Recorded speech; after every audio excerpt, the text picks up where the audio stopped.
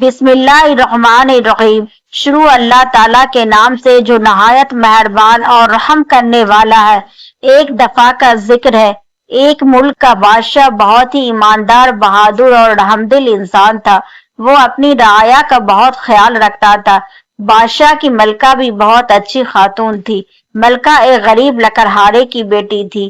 ایک دن بادشاہ شکار کھیلتے ہوئے جنگل میں بہت دور نکل گیا اور اچانک موسم بھی خراب ہو گیا۔ آندھی طوفان کی وجہ سے کسی کو کچھ بھی نظر نہیں آ رہا تھا۔ سب سپاہی اور ساتھی آپس میں بچھڑ گئے۔ جیسے جیسے شام کے سائے پھیلتے گئے، بادشاہ کو واپسی کی فکر لاحق ہونے لگی، لیکن بادشاہ راستہ بھٹک گیا تھا۔ بادشاہ واپس نہیں جا سکتا تھا، لیکن جنگل جنگلی جانوروں سے بھرا ہوا تھا۔ جنگل میں بھی رات نہیں بتائی جا سکتی تھی، اس لیے بادشاہ کوئی محفوظ پناہ گاہ کی تلاش کرنے لگا۔ چلتے چلتے اس کو ایک جگہ دھواں سا نظر آیا، تو آگے جا کے کیا دیکھتا ہے کہ یہاں تو ایک چھوٹا سا جھونپڑا ہے۔ نیک دل بادشاہ نے دروازہ کھٹکھٹایا۔ اندر سے ایک کھانستا ہوا آدمی باہر آیا۔ بادشاہ نے بتایا کہ مسافر ہوں، راستہ بھٹک گیا ہوں، باہر موسم خراب ہے، مجھے پناہ کی ضرورت ہے۔ بوڑھا آدمی بادشاہ کو اندر لے آیا۔ دونوں باپ بیٹی یہاں جنگل میں رہتے تھے اور بوڑھا لکڑیاں کاٹ کر شہر بیچ کر گزارا کرتا تھا۔ بادشاہ کے لیے لڑکی نے بہت اچھا کھانا تیار کر کے دیا۔ کھانا سادہ تھا اور بہت مزے کا بنا ہوا تھا۔ پھر اس کے لیے ایک اچھا آرام دہ بستر بنا کے دیا۔ بوڑھے اور اس کی بیٹی نے اس کا بہت اچھا خیال رکھا۔ راجا واپس محل آ گیا، مگر اسے بوڑھے لکڑہارے کی خوبصورت اور نیک بیٹی بہت یاد آئی، جس نے اس کے ایک پردیسی مسافر سمجھ کر اس کا اتنا اچھا خیال رکھا۔ بادشاہ کی شادی اس کے اپنے چچا کی بیٹی سے ہوئی تھی، پر وہ لڑکی بہت مغرور اور چالاک تھی۔ بادشاہ نے شادی سے انکار کر دیا اور فیصلہ سنایا کہ وہ جنگل میں موجود لکڑہارے کی بیٹی سے شادی کرے گا، اور یوں بادشاہ کی شادی لکڑہارے کی بیٹی سے ہو گئی۔ بادشاہ کی چچازاد کو اس بات کا بہت رنج ہوا۔ وہ موقع کی تلاش میں رہنے لگی۔ بادشاہ کے ہاں پہلی بیٹی ہوئی، اگلے سال پھر بیٹی ہوئی۔ تب دبے لفظوں میں بادشاہ کی چچا نے کہا کہ حکومت لڑکا ہی سنبھالتا ہے، اس لیے بادشاہ کو دوسری شادی کرنی چاہیے۔ پھر بادشاہ نہ مانا۔ چچازاد کی شادی کے سارے راستے بند ہو گئے تو اس نے آہستہ آہستہ وزیر کو اپنے ساتھ ملا لیا۔ وزیر کو شادی کا لالچ دے کر ملکہ کے کمرے میں سانپ چھوڑ دیا۔ سانپ کے ڈسنے سے ملکہ مر گئی۔ بچیاں چھوٹی تھی، پر بادشاہ نے پھر بھی شادی نہ کی۔ جب چچازاد نے اپنی دال نہ گلتی دیکھی تو ایک دن چپکے سے وزیر کے ساتھ مل کر بادشاہ کو بھی زہر دے دیا اور یوں اقدار خود سنبھال لیا۔ بادشاہ کی ایک پرانی نوکرانی یہ سب دیکھ رہی تھی۔ اسے اندازہ ہو گیا کہ وہ جلد ہی شہزادیوں کو بھی مروا دے گی، اس لیے نوکرانی دونوں بچیوں کو لے کر رات کے سناٹے میں کہیں دور چلی گئی۔ یوں ایک نیک دل حکمران کی رعایا کو ایک ظالم اور مغرور حکمران مل گیا۔ بوڑھی نوکرانی لڑکیوں کو لے کر جنگل میں گئی اور ان کی پرورش کرنے لگی۔ وقت گزرتا رہا، اب دونوں لڑکیاں جوان ہو چکی تھی۔ اسی دوران ایک دن بوڑھی نوکرانی بہت سخت بیمار ہو گئی اور مرنے کے قریب ہو گئی۔ تب اس نے دونوں کو پاس بلا کر کے بتایا در حقیقت وہ دونوں شہزادیاں ہیں اور ان کے ماں باپ کے ساتھ کیا ہوا۔ نوکرانی کے مرنے کے بعد دونوں لڑکیاں اکیلی ہو گئی۔ وہ ماں باپ کو یاد کر کے بہت روتی تھی، لیکن کچھ بھی نہیں کر سکتی تھی۔ یوں ہی دن گزرنے لگے۔ ایک دن ایک شہزادہ جنگل میں شکار کھیلنے آیا۔ اس کا وزیر زادہ بھی اس کے ساتھ تھا۔ شہزادے نے تیتر شکار کیے اور وزیر کو دیے کہ اس کو اچھی طرح سے صاف کر کے بھون کے لے آؤ۔ خود شہزادہ ایک گھنے پیڑ کے نیچے آرام کرنے لگا۔ وزیر نے تیتر صاف کر کے ساتھ لائے، مشکورے سے دھوئے اور تھوڑا سا دور آگ جلا کر بھوننے لگا۔ اس کی نظر سامنے جھونپڑی پر پڑی، جہاں ایک حسین اور جمیل لڑکی کھڑی ہوئی تھی، وزیر کو حیرت سے دیکھ رہی تھی۔ وزیر بھی حیران ہوا کہ جنگل میں اتنی خوبصورت لڑکی کیسے آ گئی۔ وہ اٹھ کر اس کے پاس پوچھنے کے لیے آیا اور لڑکی سے اپنا تعارف کروا کر پوچھنے لگا۔ اتنے میں انہیں جلنے کی بو آنے لگی تو وزیر بھاگ کر واپس آیا۔ پھر تب تک تیتر جل چکا تھا۔ वजीर बहुत परेशान हुआ तो लड़की ने कहा, हटो मैं तुमको भून देती हूँ। फिर इस लड़की ने इसे तीतर भून के दिए। शहजादा काफी देर से इंतजार कर रहा था कि वजीर ने इतनी देर क्यों लगा दी, पहले तो बड़ी जल्दी भून लिया करता था। वजीर जब भुने हुए तीतर को लेकर वापस आया और शहजादे ने खाए तो शहजादा हैरान होके वजीर से पूछने लगा कि आज तुमने इतने मजेदार तीतर कैसे भून लिए, आज से पहले तो तेरे हाथ में ये लज्जत ना थी। तब वजीर ने इसे बताया कि यहाँ से थोड़ा आगे एक झोपड़ी है, इसमें एक हसीन लड़की रहती है, इसने भून के दिए है, क्योंकि मैं तो इसे देखता ही रह गया और मेरे भुने हुए तीतर तो जल गए। उधर छोटी शहजादी वापस झोपड़ी में आई। वो जंगल की दूसरी तरफ नदी पर कपड़े धोने गई थी तो बड़ी बहन ने उसे वजीर के आने का सारा किस्सा सुनाया कि कैसे वो मुझे देखता रहा और इसके लाए हुए तीतर जल गए। जब छोटी बहन ने बड़ी बहन से कहा कि देखना अब वो शहजादे को लेकर वापस आएगा और तुम इतनी हसीन हो कि शहजादा तुमको पसंद कर लेगा, तुम शहजादे के साथ चली जाना और शादी कर लेना, मेरा ना बताना। बड़ी शहजादी ने सारी बात सुनकर इनकार कर दिया कि नहीं, मैं तुमको छोड़कर नहीं जाऊंगी।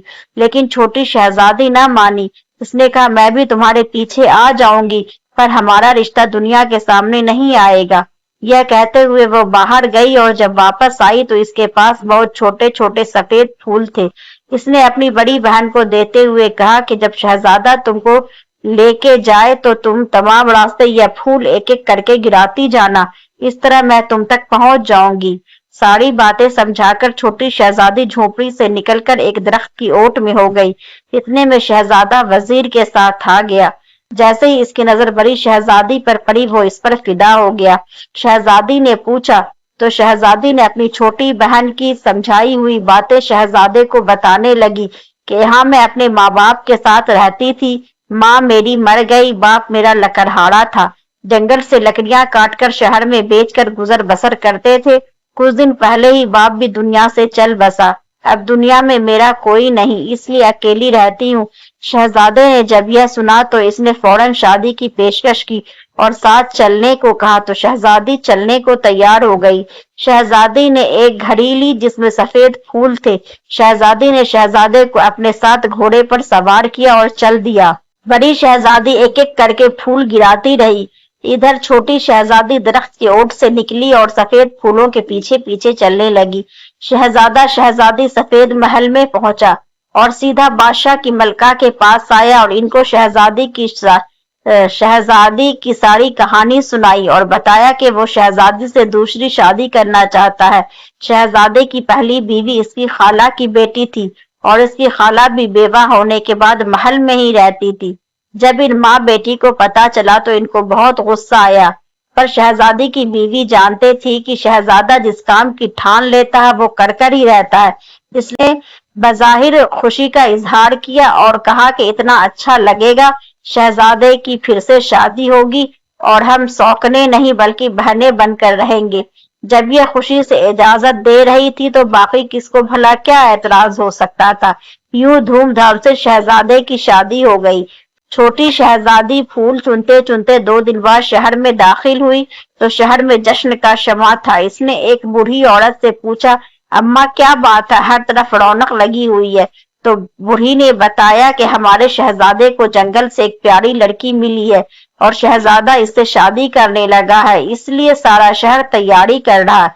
लड़की ने बूढ़ी से पूछा कि क्या मुझे कोई काम मिल सकता है, मैं गांव से आई हूँ, मेरे माँ बाप नहीं है तो रहने के लिए जगह भी नहीं है।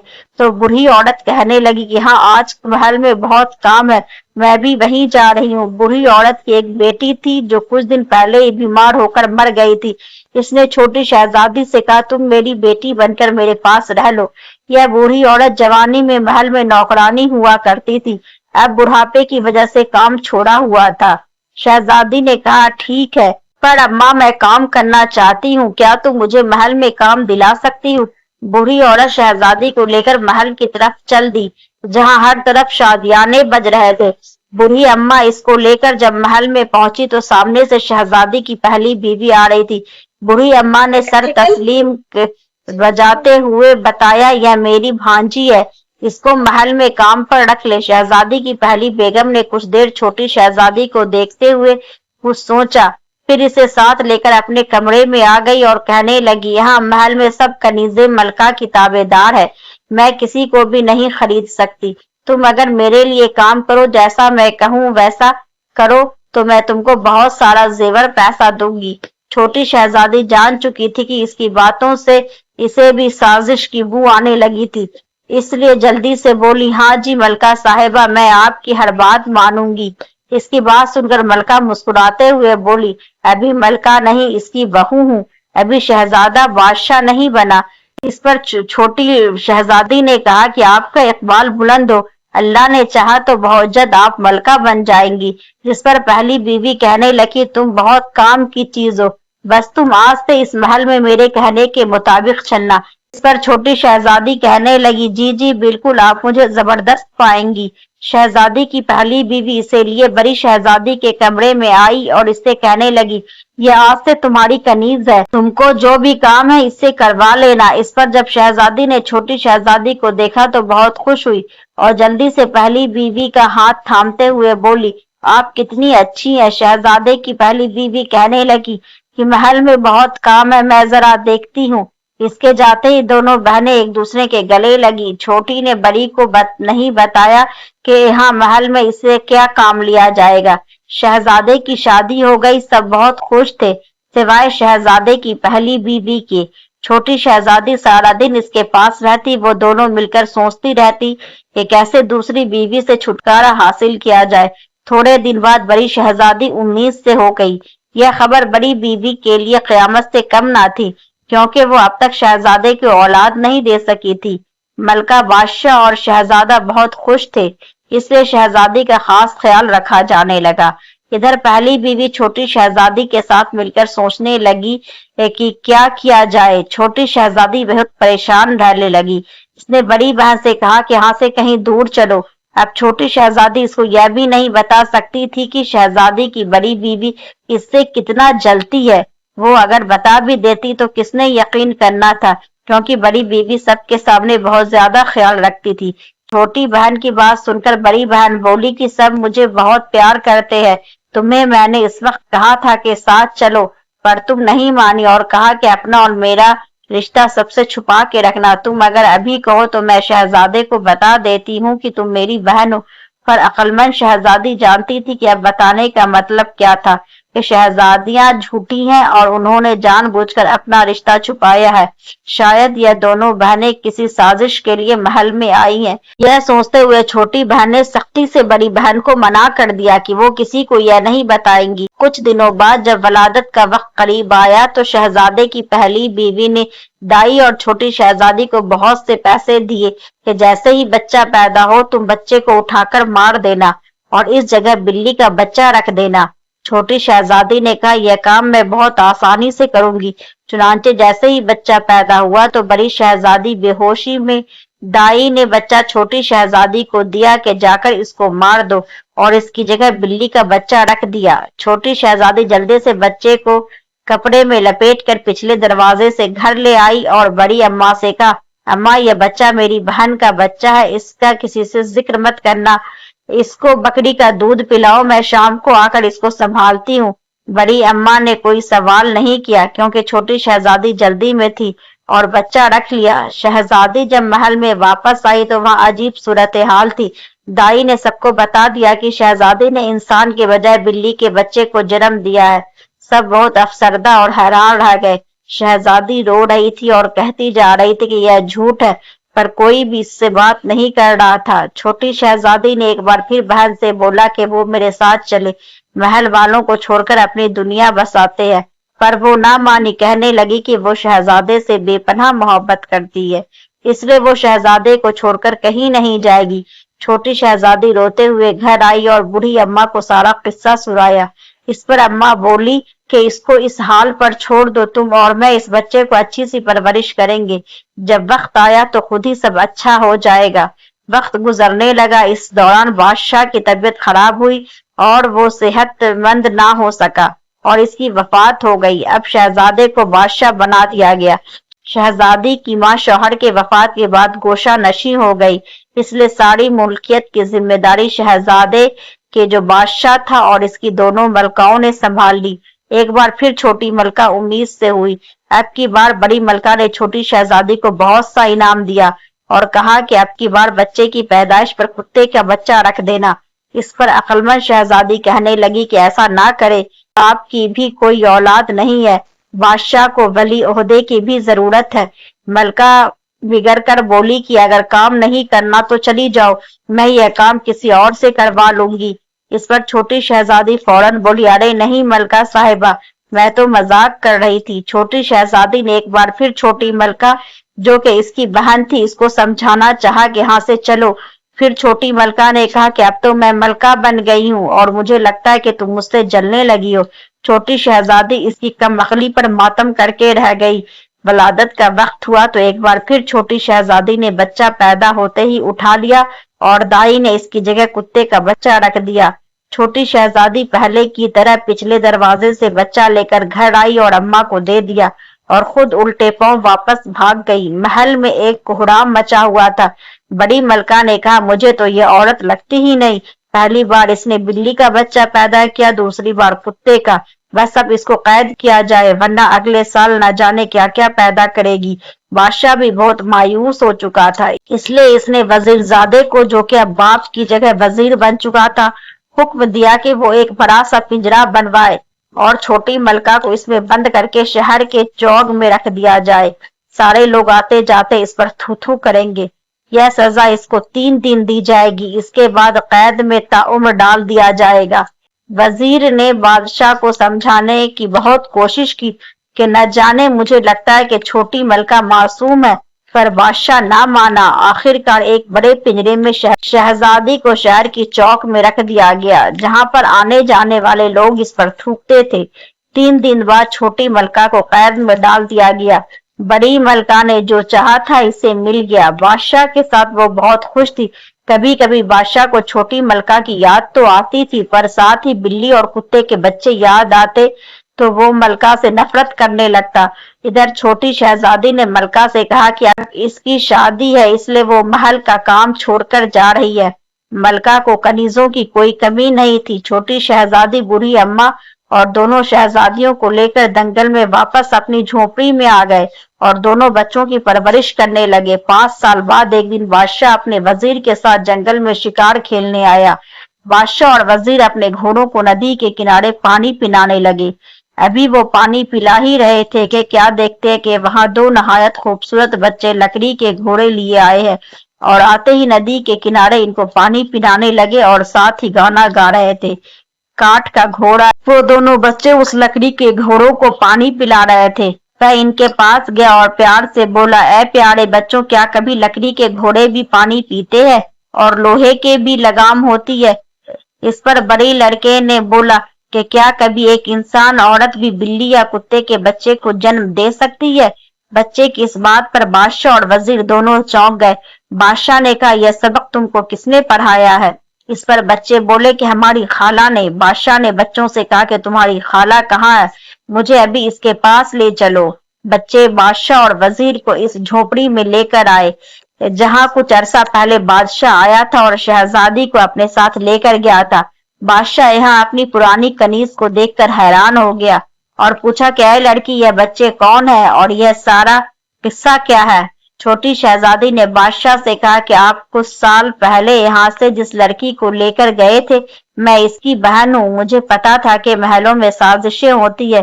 اس پر بادشاہ نے کہا کہ تمہیں پہلے سے ہی سب کچھ کیسے پتا تھا؟